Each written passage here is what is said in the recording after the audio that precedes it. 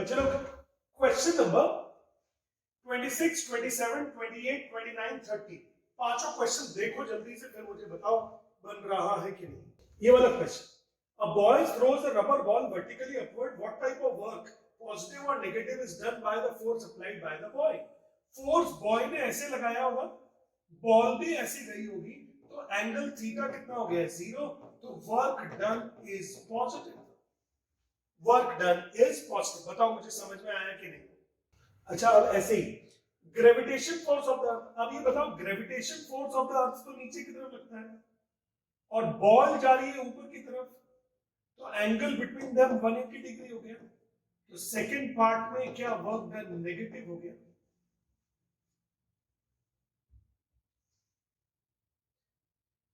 तो when the ball is thrown upwards, the work done by the thrower is positive, whereas the work done by the gravitation force is negative। इसको आप लिख लीजिए अपनी copy, लिखिए अपनी copies में। When the ball is thrown upwards, when the ball is thrown upwards,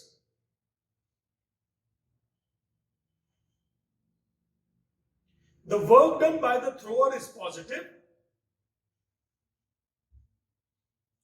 When the ball is thrown upwards, the work done by the thrower is positive, whereas the work done by the gravitational force is negative. Whereas the work done by the gravitational force is negative. अब बताएं समझ में आ गया कि नहीं आ गया। 27, write the formula for the work done on the body when the body moves at an angle of direction of the force। तो क्या आंसर होगा वर्क डन का? Work done is equal to F S cos theta. Work done is equal to F S cos theta. मैं कुछ ऐसे questions कराता हूं जो कि न्यूमेरिकल बेस्ड होंगे और मेरे को एग्जाम में उम्मीद भी है उनके आने की, राइट। जैसे क्वेश्चन नंबर देखिएगा 20, 30, क्वेश्चन नंबर 30,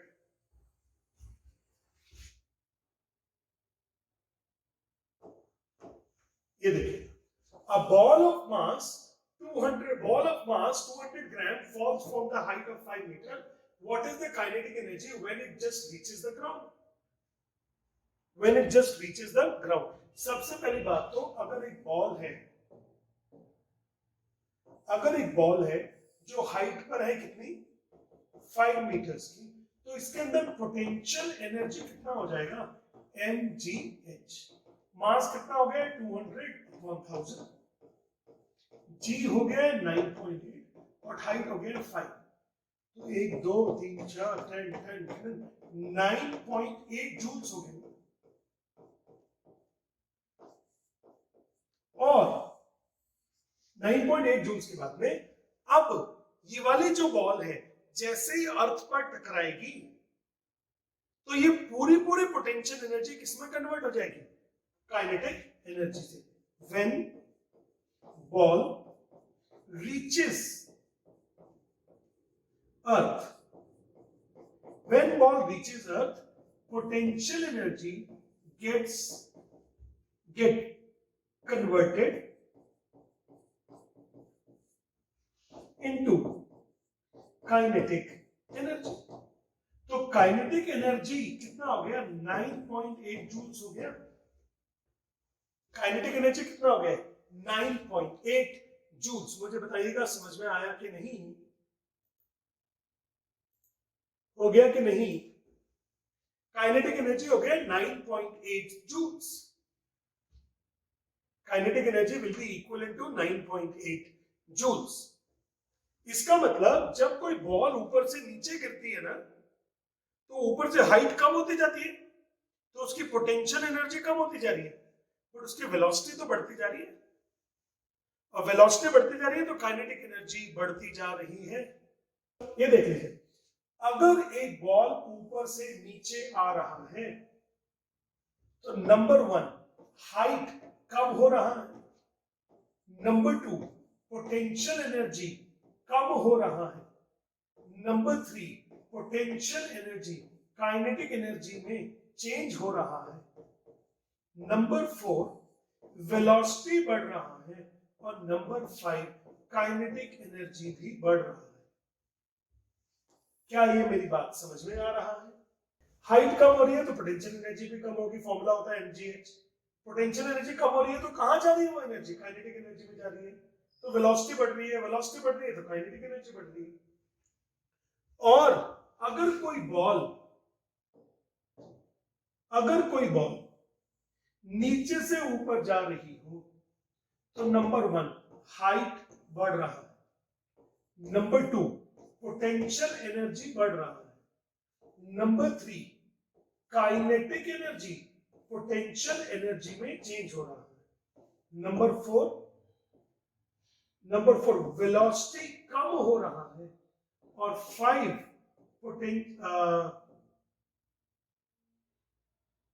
काइनेटिक एनर्जी कम हो रहा है। जैसे जैसे बॉल ऊपर जाती जाएगी स्पीड कम होती जाएगी ना उसकी, तो उसके अंदर मोशन कम हो रहा है, मतलब काइनेटिक एनर्जी कम हो रही है। तो ये वाला क्वेश्चन भी क्लियर हो गया होगा कि जब बॉल ऊपर से नीचे आएगी तो पूरी पोटेंशियल एनर्जी कहां चली जाएगी? वो किसमें चली जाती है? Kinetic energy.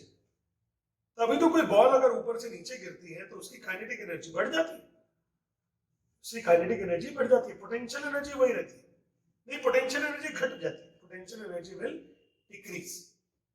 Potential energy decrease होगी, काइनेटिक एनर्जी बढ़ जाएगी। बोलो आया समझ में कि नहीं? चलिए तो हम लोग अब दूसरे क्वेश्चंस पे चलते हैं। Question number 31। क्या मैं उम्मीद करूं कि आप लोग निकाल के दोगे मुझे इसका answer? 31। Find the momentum of the body of mass 100 gram having a kinetic energy of 20 joules. So kinetic energy is equal to 20 joules, half mv square is equal to 20, half तो ठीक है, मास कितना है? 100/1000, v square is 20, तो v square is equal to 20 into 20, 400, v is equal to under root 400, 20 meters per second। लेकिन निकालना क्या है आपको? मोमेंटम। मोमेंटम का फॉर्मूला कितना होता है? Mass into velocity. मास कितना दिया है बेटा? 100/1000, और वेलोसिटी आ रही है 20, 1 2 3 4 5 6, बचा है 2 kg metre per second, 2 kg metres पर सेकेंड। बताइए बना कि नहीं? लेकिन हम न्यूमेरिकल करते क्यों हैं? क्यों करते हैं हम लोग न्यूमेरिकल्स? न्यूमेरिकल हम इसलिए करते हैं ताकि हमारा थ्योरी स्ट्रांग हो जाए। न्यूमेरिकल्स को बोलते हैं application of the concept. This is called the application of the concept. Concept का application. Two objects having equal masses are moving with velocities 2 metre per second, 6 metre per second. ये body 1 है, इसका मास है m, और velocity कितनी है? 2 metre per second. तो kinetic energy कितना हो गया? E1, ke1 कितना हो गया? हाफ m2 स्क्वायर हो गया। फॉर्मूला लिखते हैं, हाफ mv स्क्वायर, तो ये हो जाएगा हाफ m2 स्क्वायर। फिर एक और बॉडी है सर, वो है बॉडी 2, उसका मास तो है m, लेकिन वेलोसिटी कितनी है? 6। तो काइनेटिक एनर्जी 2 कितना हो गया इस बॉडी का? Half mv square, half mass into कितना होगा? 6 स्क्वायर। पूछा क्या है? Find the ratio of their kinetic energy. तो आपको पूछा है ke1/ke2। देखिएगा तो समझ में आ रहा है कि नहीं?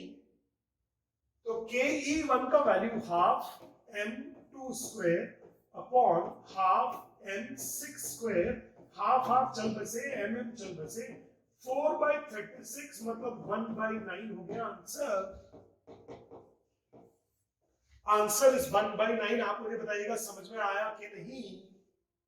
Answer is 1/9। Question number 33। तो चलो सबसे पहले 2 kg body falls from rest. तो एक 2 kg की बॉडी है, इसकी इनिशियल वेलोसिटी कितनी है? 0, और ये नीचे गिरी, टाइम कितना लगा? 2 सेकेंड्स। तो मान लेता हूं 2 सेकेंड्स के बाद इसकी वेलोसिटी हो गई v। क्या एक फॉर्मूला होता है v is equal to u plus at, लेकिन जब कोई बॉडी नीचे गिरती है ना तो a की जगह g आ जाता है क्या? क्योंकि डाउनवर्ड्स कौन सा एक्सेलरेशन होता है? It is the acceleration due to gravity. Downwards होता है एक्सेलरेशन ड्यू टू ग्रेविटी। तो u का तो वैल्यू 0 हो गया, g का वैल्यू 10 हो गया, और टाइम हो गया 2। तो क्या वेलोसिटी इसकी 2 मीटर पर सेकेंड हो गई? अरे 2 नहीं, 20 मीटर पर सेकेंड। वेलोसिटी कितनी हो गई है? 20 मीटर्स पर सेकेंड। लेकिन क्या आपको वेलोसिटी पूछा है क्या? नहीं। क्या पूछा है? Kinetic energy. तो काइनेटिक एनर्जी का फॉर्मूला कितना होगा? काइनेटिक एनर्जी का फॉर्मूला होगा हाफ mv स्क्वायर। हाफ, ठीक है, mass of the body 2 kg, velocity 20 square, 2 to 10 cancel out, 400 joule is the answer. बताओ बना कि नहीं? 400 जूल्स इज द आंसर। तो चलो ये हो गया क्वेश्चन नंबर 33। अपनी कॉपीज में हेडिंग डालिए।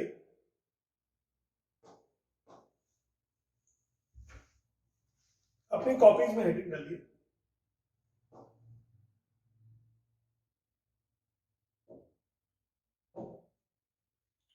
Concept of work energy theorem. Concept of work energy theorem. Work energy theorem ये है कि जब भी किसी बॉडी पे कुछ काम किया जाता है तो उस बॉडी पे जितना भी काम होता है that is equal to the change in the kinetic energy. लिखिए अपनी कॉपी में। According to the work energy theorem, according to work energy theorem, the work done on a body, the work done on a body is numerically equals to the work done on a body is numerically equals to the change in the kinetic energy of the body.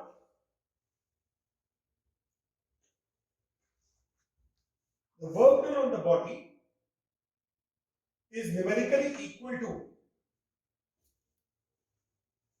the change in the kinetic energy of the body. The change in the kinetic energy of the body.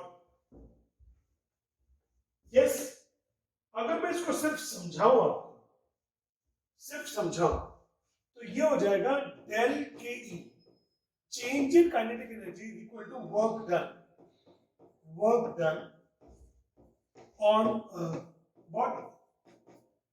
Kinetic energy of the body is equal to work done on a body, है ना? ये definition है, ये theorem है। इसको क्या बोलते हैं हम लोग? Work energy theorem. क्या बोलते हैं इसको हम लोग? Work energy theorem.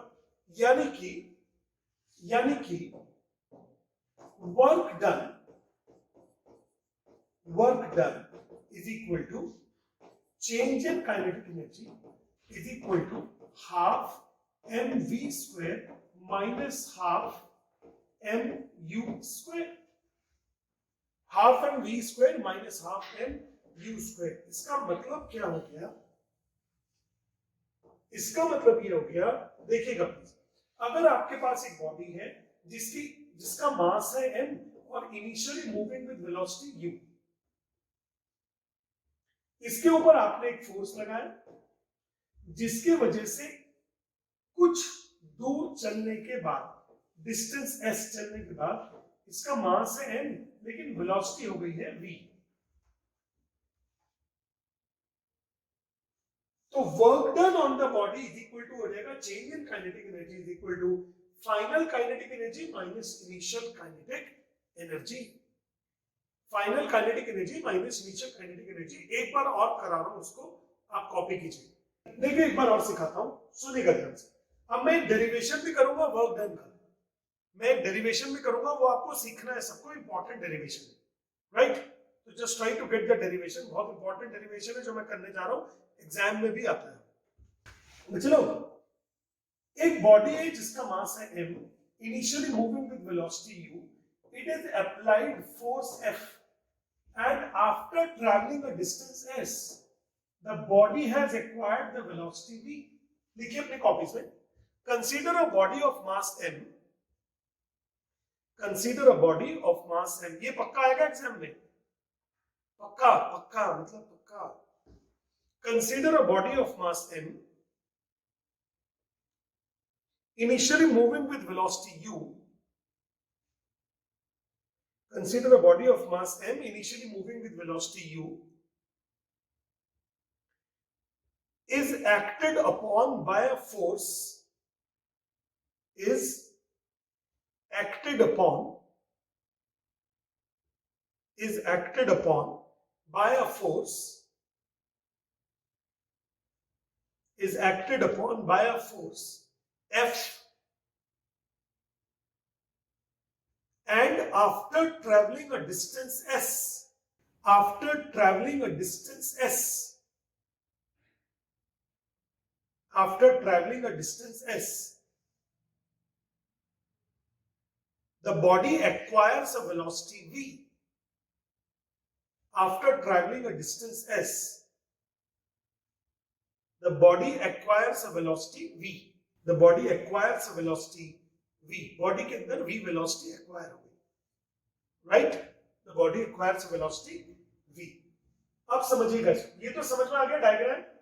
तो अब इधर देखिएगा, तो मैंने निकाला वर्क डन कितना हो जाएगा। सबसे पहले तो एक चीज समझ लीजिएगा, क्या एक फॉर्मूला होता है v square minus u square is equal to 2as का, क्या होती है थर्ड EOM, तो आप बोलोगे EOM क्या होता है? Third equation of motion, third equation of motion v square minus u square is equal to 2as होता है कि नहीं होता है, पहले तो ये बता दीजिए। होता है ना, v square minus v square minus u square is equal to 2as। अब मुझे निकालना है वर्क डन, मुझे निकालना है वर्क डन। तो वर्क डन का फॉर्मूला होता है force into displacement into cos zero, क्योंकि जिस तरफ फोर्स लगाया उसी तरफ डिस्प्लेसमेंट हो रहा है ना, जिस तरफ फोर्स लगाया उसी तरफ क्या हो रहा है, displacement. The angle between force and displacement is zero. Are you getting my point? जिस तरफ फोर्स लगाया उसी तरफ डिस्प्लेसमेंट हुआ है, इसलिए थीटा का वैल्यू जीरो। तो फोर्स का वैल्यू होता है m into a into s, cos zero का वैल्यू 1। अब m तो ठीक है, as की वैल्यू क्या होगी, as की value 1/2 v square minus u square. बोलो समझ में आया कि नहीं आया? भाई यहां से 2 से डिवाइड कर दो,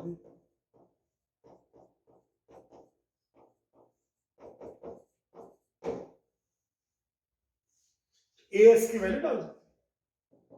अब ये हो गया half m v square minus half m u square. अब मैंने पूछा हाफ m v स्क्वायर से तुम कौन हो?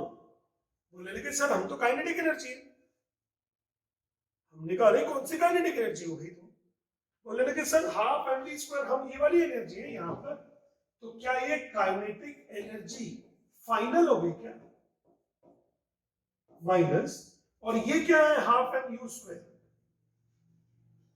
ये क्या है हाफ m u स्क्वायर, ये यहां की काइनेटिक एनर्जी है। तो क्या हाफ काइनेटिक एनर्जी इनिशियल हो गई क्या? तो क्या ये चेंज इन काइनेटिक एनर्जी हो गई क्या? तो क्या मैंने प्रूव कर दिया कि वर्क डन की जो वैल्यू होती है ना, वो चेंज इन काइनेटिक एनर्जी होती है। इसी को ही बोलते हैं हम लोग वर्क एनर्जी थ्योरम।